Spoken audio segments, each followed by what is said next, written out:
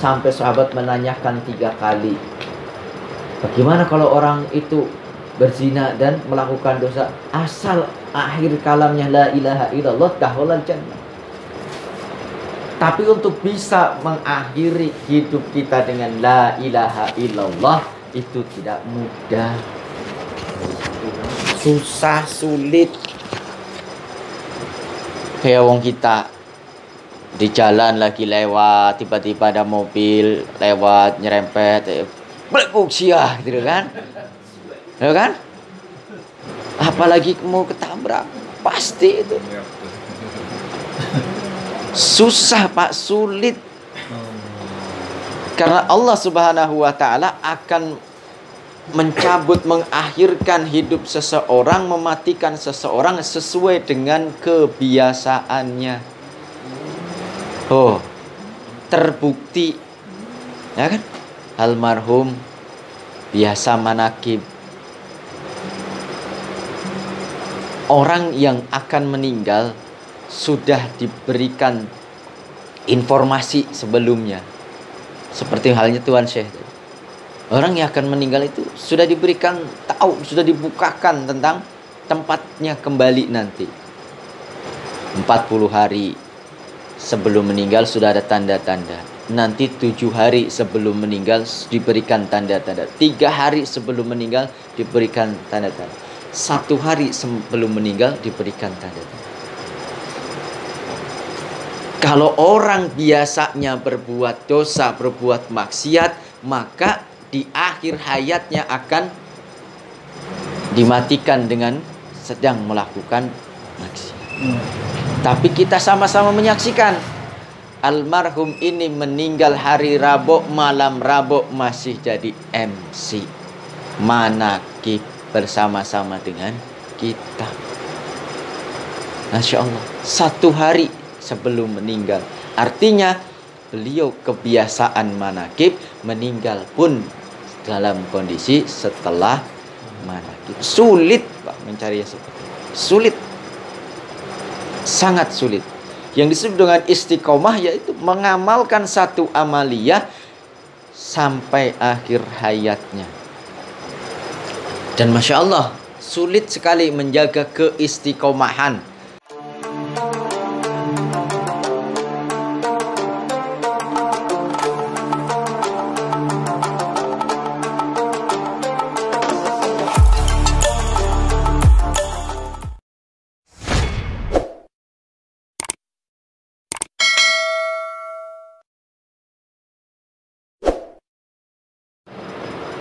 Assalamualaikum warahmatullahi wabarakatuh. Alhamdulillah wa syukurillah ala nikmatillah wa la hawla wa la quwata illa billah. Asyhadu an la ilaha illallah wa asyhadu anna sayyidana Muhammadan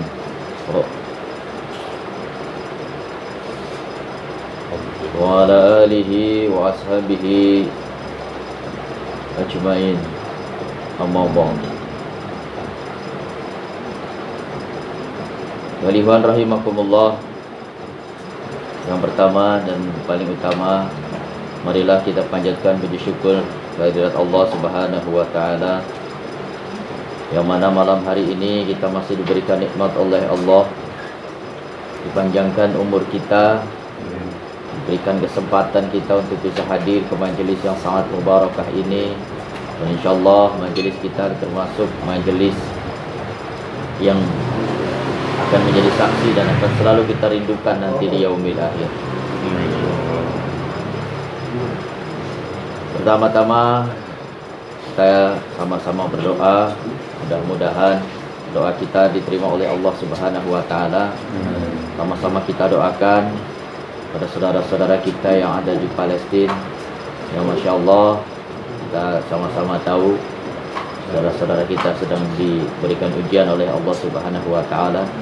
Mudah-mudahan mereka saudara-saudara kita yang ada di Palestina diberikan kekuatan oleh Allah, dilindungi oleh Allah, diberikan kemenangan oleh Allah, diberikan kekuatan oleh Allah Subhanahu wa taala. Dan mudah-mudahan mereka yang gugur menjadi para syuhada yang dimasukkan oleh Allah ke dalam surga-Nya Allah. Amin ya Allah. Barakati wa karomati Syekh Ahmad Sahibullah Al-Fatihah. Bismillahirrahmanirrahim.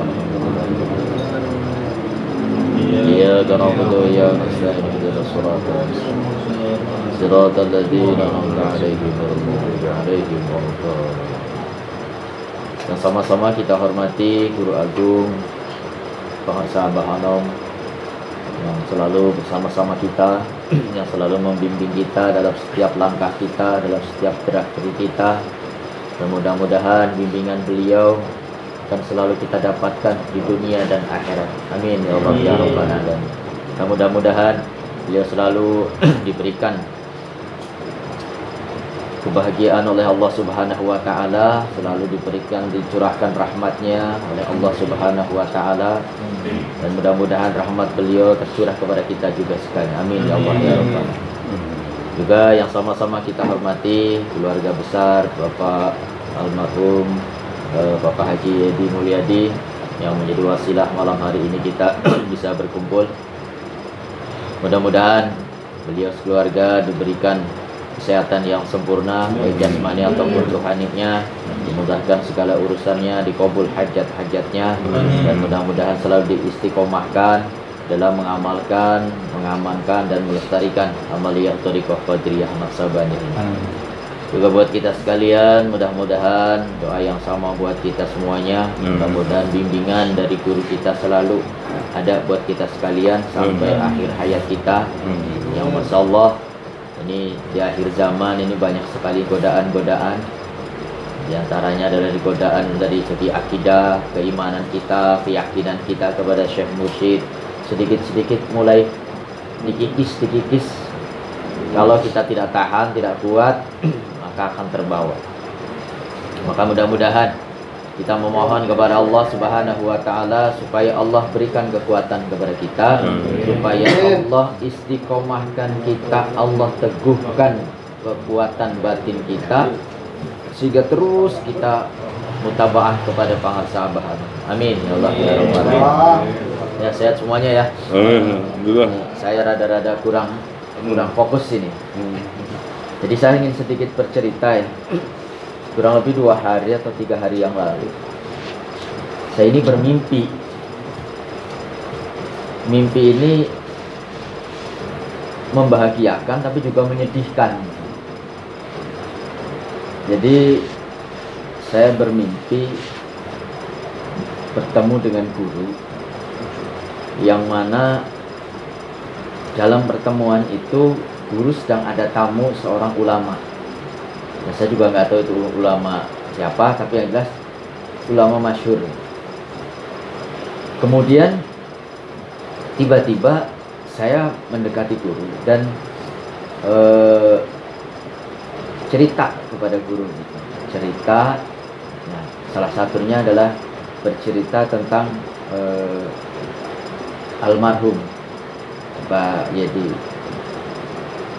Jadi yang saya ceritakan, yang saya ingat ya, jadi ketika kita sama-sama lihat waktu pemakaman beliau, Allah kirimkan awan, saya ceritakan kepada beliau. Guru itu tersenyum, dan yang luar biasa, tamu yang ulama besar itu tiba-tiba dicuekin. Jadi lebih tertarik dengan cerita saya, sampai kemudian beliau entah membisikkan apa gitu.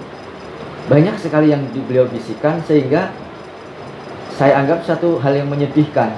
Karena apa? Beliau memberikan bisikan tapi saya tidak ingat sama sekali apa yang beliau bisikan.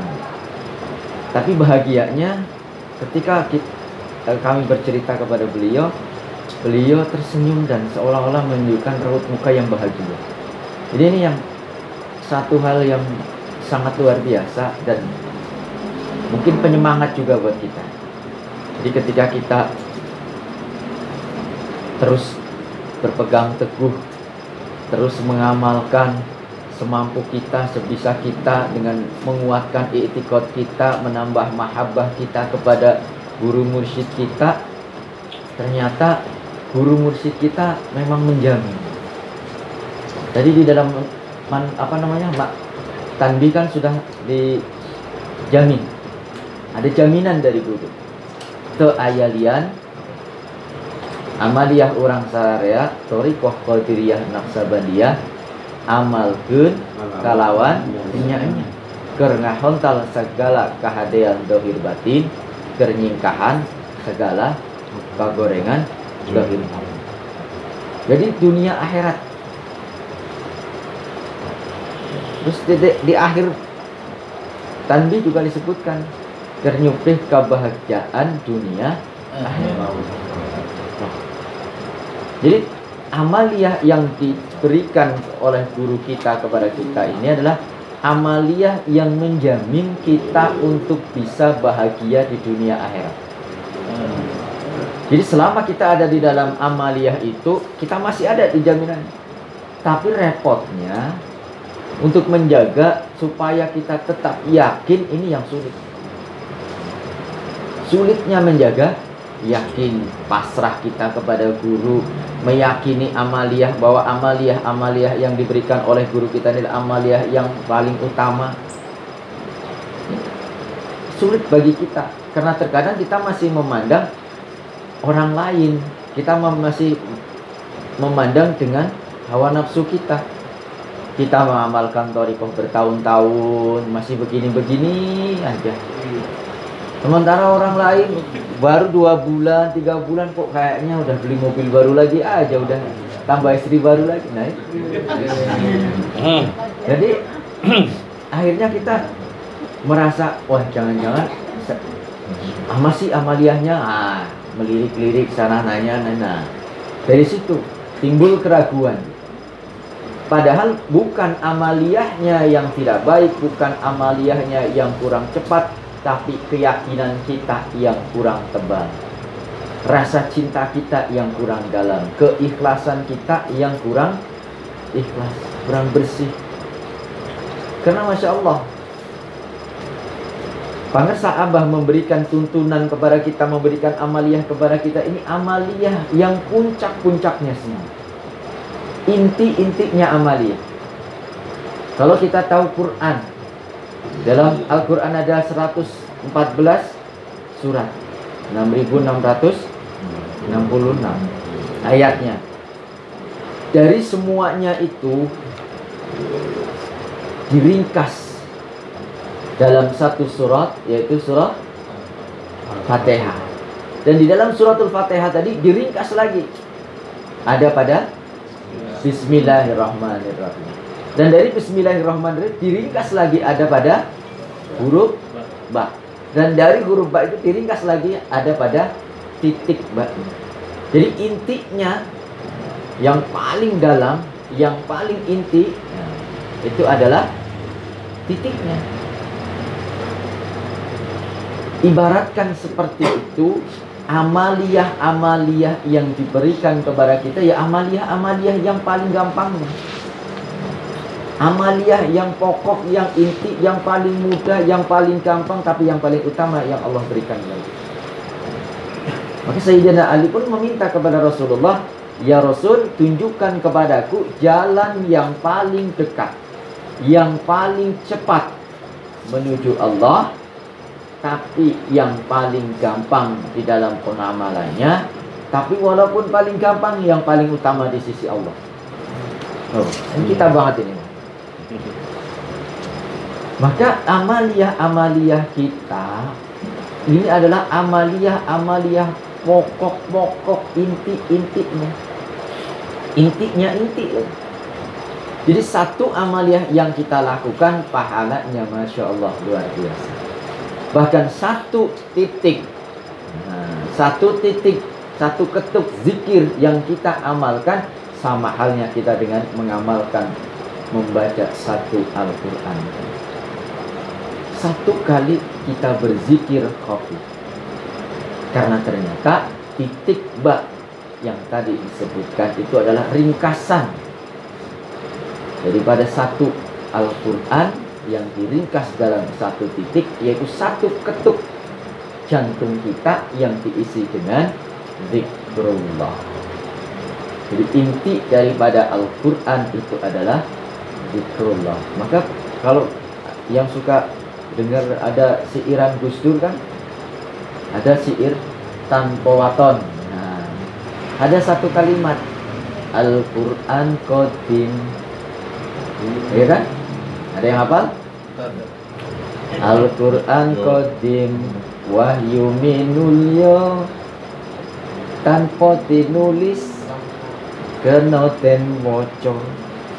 Tidak perlu ditulis tapi bisa dibaca. Inilah yang pertama kali Allah turunkan kepada Rasulullah Sallallahu Alaihi Wasallam ketika Rasulullah Sallallahu Alaihi Wasallam ada di dua. Allah perintahkan kepada Rasulullah Iqra. Al-Qur'annya belum turun. Ayat yang pertama turunnya adalah Iqra. Apa yang dibaca?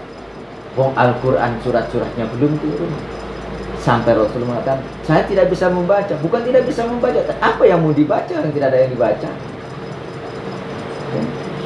Kemudian perintahkan lagi Iqra sampai 3 kali. Rasul menjawab, saya tidak bisa membaca, apa yang mau dibaca.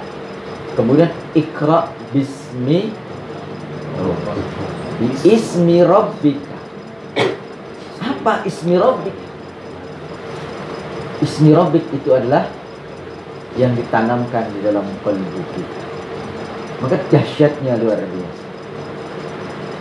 Dan itu pula yang ditanamkan, itu pula yang diajarkan oleh Allah Subhanahu wa taala kepada Nabi Adam alaihi salam ketika Nabi Adam bertaubat meminta ampun kepada Allah. Cari di dalam Al-Quran suratnya. Ada disebutkan bahwasanya Allah Subhanahu wa taala mengajarkan kepada Nabi Adam satu kalimat yang mana dengan kalimat itu menjadi Allah terima taubatnya Nabi Adam alaihi salam. Ini dahsyatnya amaliyah kita. Maka dengan begitu dahsyatnya amaliyah kita yang begitu mudah, karena saking mudahnya sehingga terkadang kita menyepelekan. Amalan TKN mah begitu-begitu aja, cuma la ilaha illallah, la ilaha illallah. Jangan dianggap kecil, jangan disepelekan, karena itulah inti daripada alam semesta. Seandainya kalau bukan karena zikir yang ada di dalam qalbu kita, maka bumi ini sudah hancur. Ada satu hadis yang diriwayatkan bahwasanya la taqumu sa'ata wa fil ardi man qala la ilaha illallah. Dahsyat. Tidak akan terjadi kiamat sementara di muka bumi ini masih ada orang yang mengucapkan kalimat la ilaha illallah.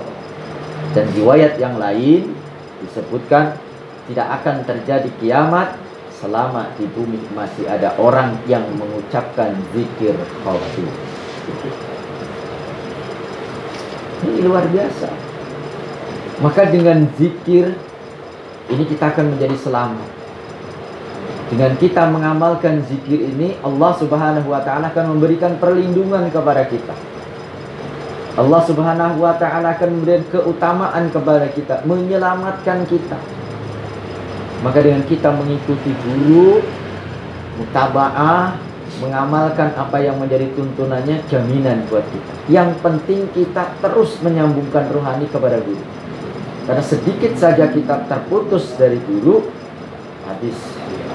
Walaupun amaliyahnya banyak, tapi kita tidak menghargai guru, tidak menghormati guru-guru seperti tadi di dalam Manqobah, maka tidak akan menimbulkan hasil yang maksimal. Banyak amal kita, tapi kita tidak menyambungkan rohani kita kepada guru, maka tidak akan pernah sampai amaliyah kita. Hanya sekedar mendapatkan pahala saja, tidak akan mendekatkan kita kepada Allah. Kalau kita mendapatkan pahala, berarti nanti harus dihisab. Pahalanya banyak, dosanya lebih banyak. Coba Nggak usah jauh-jauh lah. Sekarang kita lihat diri kita masing-masing. Kita sudah diberikan amaliyah zikir. Zikir jahar, zikir khafi. Zikir jahar bisa dibilang, zikir khafi tidak bisa dibilang. Kalau kita selama 24 jam bisa menggunakan waktu untuk berzikir khafi 13 jam. Ya misalnya nih, 13 jam kita bisa berzikir khafi. 12 jam apa 11 jam kita yang ghaflah.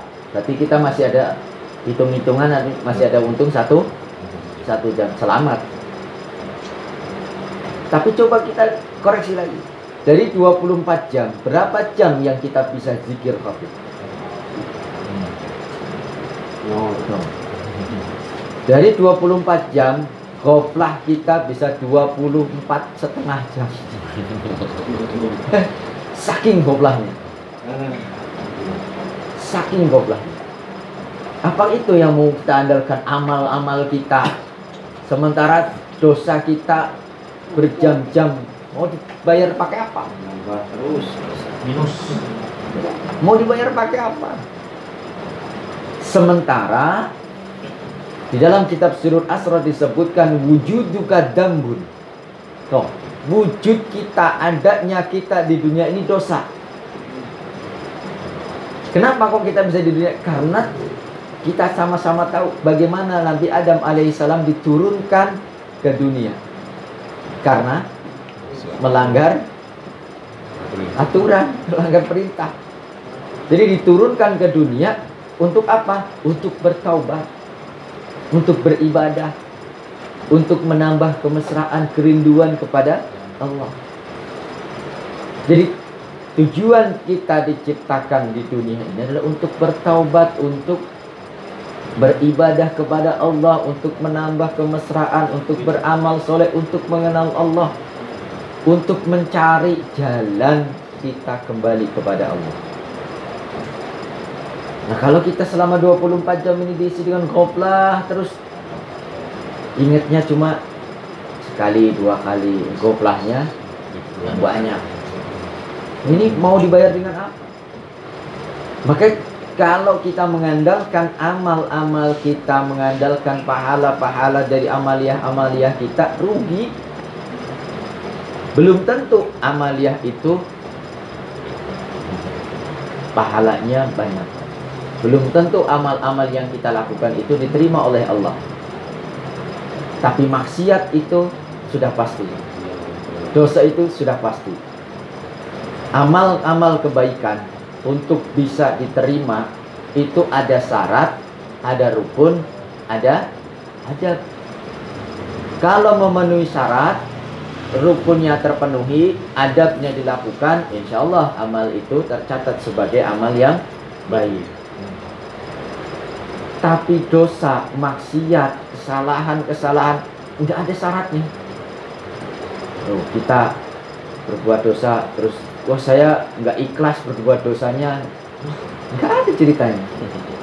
Ikhlas nggak ikhlas tetap dicatat dosa. Tapi amal kebaikan, rukunnya dulu, sholat, wudhu apa enggak ini? Oh ternyata wudhunya airnya tidak air yang suci dan mensucikan, sholatnya tidak terhitung. Oh sholat, ternyata sholatnya tidak benar, Fatihahnya tidak pas, tajwidnya, ini masih belum. Oh ternyata sholat sudah, wudhu sudah bagus, tapi sholatnya karena dilihat mertua, nah, ini masih belum juga. Jadi ada syarat, ada rukun, ada adab. Ini harus terpenuhi dalam satu amal kebaikan. Tapi satu amal buruk, maksiat, dosa, tidak ada syaratnya. Semuanya diterima dosa. Nah, kalau kita hitung-hitung, Masya Allah, banyak sekali dosa-dosa yang kita lakukan. Nah, maka ada satu hadis yang menyatakan, hisablah diri kalian sebelum dihisab. Artinya itu, hitung-hitung. Dalam satu hari ini kita nih banyak dosa, banyak pahalanya, banyak ibadahnya. Maka kalau sebelum tidur itu disarankan kita tafakur. tafakur dalam sehari ini, dari mulai pagi bangun sampai mau tidur lagi, banyak lupanya, banyak ingatnya. Kalau banyak lupanya masih ada waktu. Nah, mau tidur baca ya latif sambil zikir khafi. Insya Allah tidurnya terhitung ibadah, tidurnya terhitung zikir khafi. Nah, kalau tidak demikian, rugi bagi kita.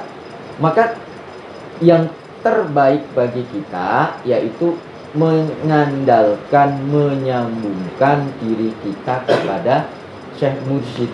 Karena Syekh Mursyid ini adalah orang yang sudah sampai kepada Allah, yang selalu ada di hadrat Allah, yang selalu bersama-sama dengan Allah, qalbunya, ruhaninya. Jadi supaya kita terbawa, supaya kita dekat dengan Allah, supaya kita pahala kita ini supaya diantarkan sampai kepada Allah dan diterima oleh Allah Subhanahu wa taala, kita nempel saja ke Syekh Mursyid. Maka yang menjadikan kita bisa sampai ini adalah ketersambungan silsilah dengan wali mursyid. Yang kemarin kita gambarkan, main gaplek aja kalau nggak nyambung nggak bisa nih Pak Cecep nih, tukang main gaplek ini. Coba kalau main gaplek, musuhnya buang balak kosong, Pak Cecep buang balak 6. Agak nyambung kan nggak boleh. Nah ini apalagi urusan akhirat, kalau nggak nyambung lebih repot. Nah, supaya kita bisa selamat dunia dan akhirat, maka jaminan itu ada pada wali mursyid. Nah, wali mursyid itu menjamin dengan apa? Menjamin dengan kalimat tauhid, kalimat la ilaha illallah. Siapa yang menjamin sebenarnya? Bukan wali mursyid, tapi Rasulullah Shallallahu Alaihi Wasallam. Dan Rasul pun jaminan dari Allah Subhanahu wa Ta'ala. Maka tidak usah ragu, ini jaminan Allah. Oh, Allah yang menjamin. Kalau Allah sudah menjamin, tidak ada yang bisa menghalang. Allah menjamin barang siapa yang akhir hayatnya mengucapkan kalimah la ilaha illallah, dakhalal jannah. Sahabat protes, ya Allah, ya Rasul, bagaimana kalau orang itu ahli zina, ahli maksiat?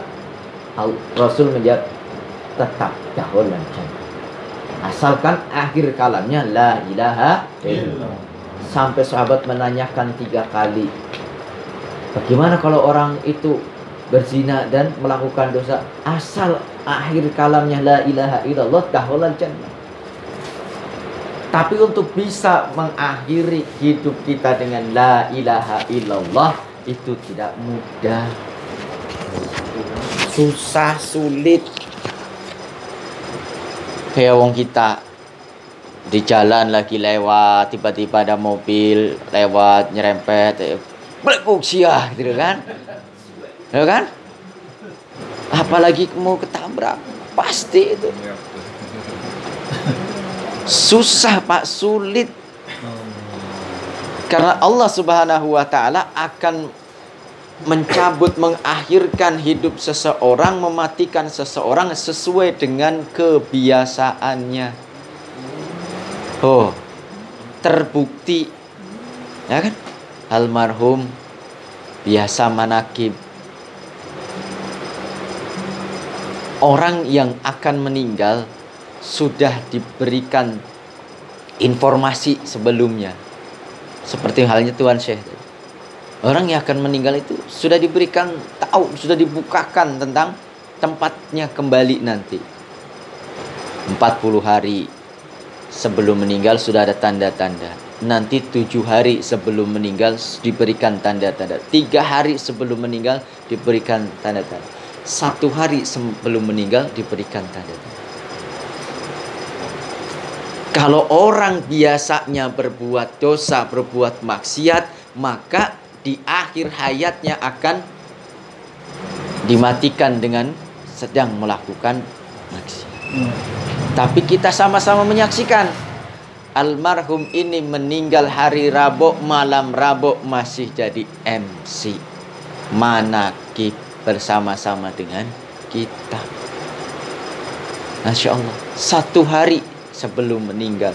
Artinya beliau kebiasaan manakib, meninggal pun dalam kondisi setelah manakib. Sulit Pak mencari yang seperti itu. Sulit, sangat sulit.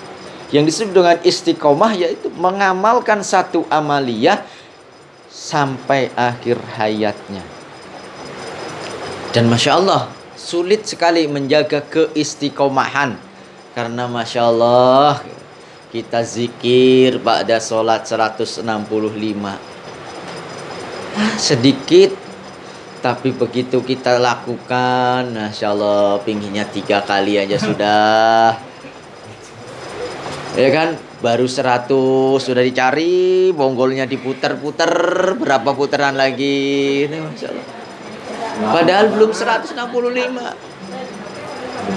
Padahal cuma 165 gitu. Ya kan?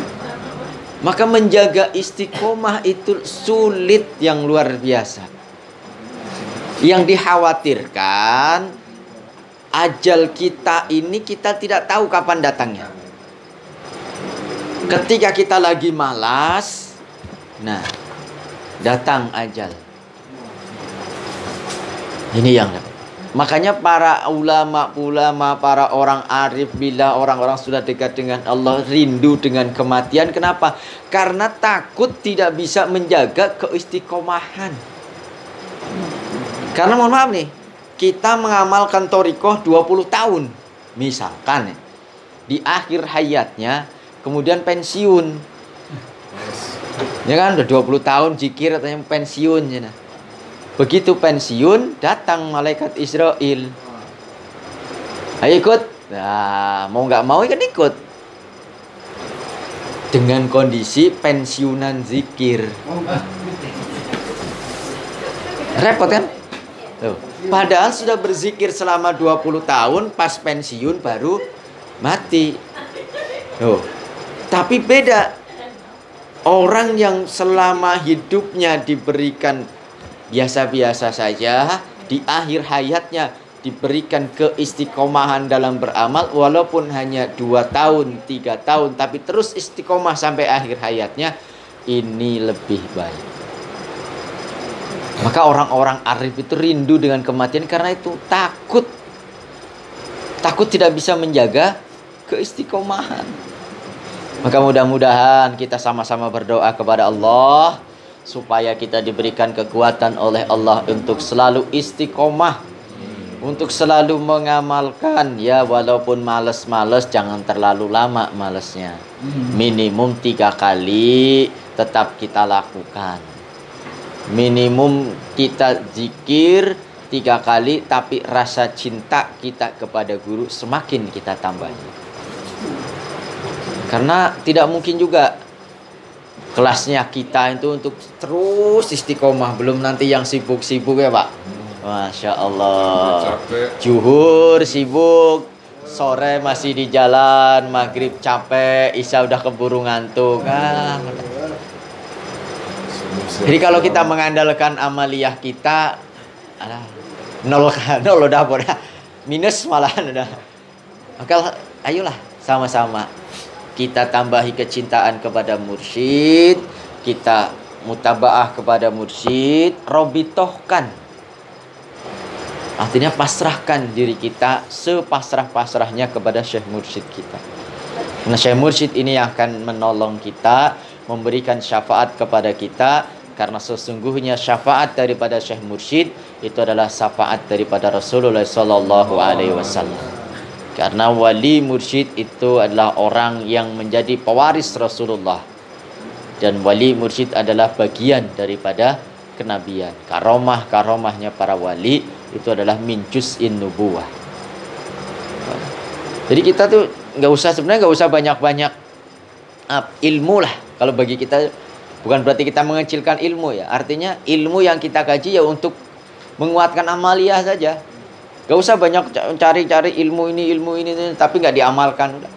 Cari saja ilmu bagaimana amaliyah TKN, gali rahasia-rahasianya itu udah cukup. Wong gali rahasia-rahasia itu, Masya Allah, tidak akan pernah kita bisa sampai ujungnya tinggal. Jadi daripada kita banyak ilmu, malah nggak bisa mengamalkan amaliyah yang sudah ada, malah terbengkalai. Nah, ini bahaya. Akhirnya ilmu itu yang akan menjadi hijab. Tapi perbanyak amaliyah, perkuat keyakinan dengan ilmunya.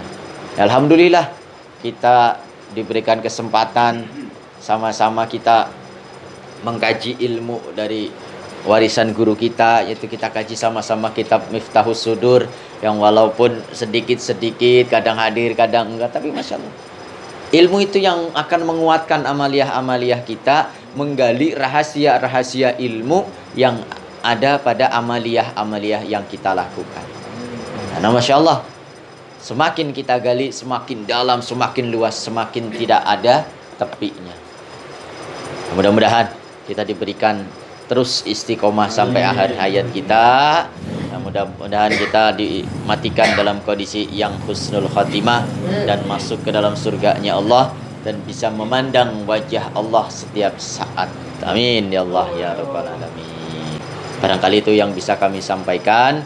Mohon maaf atas segala kekurangan. Dan mudah-mudahan hadirnya kita malam hari ini menjadi keberkahan bagi kita dan menjadi pintu terbukanya rahmatnya Allah bagi kita sekalian. Amin ya Allah ya rabbal alamin. Sama-sama kita tingkatkan amaliyah kita, sama-sama kita tambahi keilmuan kita untuk menambah kecintaan kepada Syekh Mursyid. Billahi taufiq wal hidayah. Assalamualaikum warahmatullahi wabarakatuh. Allahumma salli ala nabiyil hashimi Muhammadin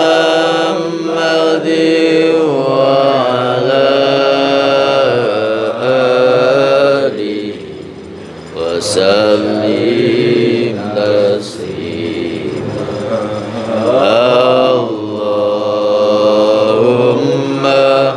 salli ala nabiyil hashimi Muhammadin wa ala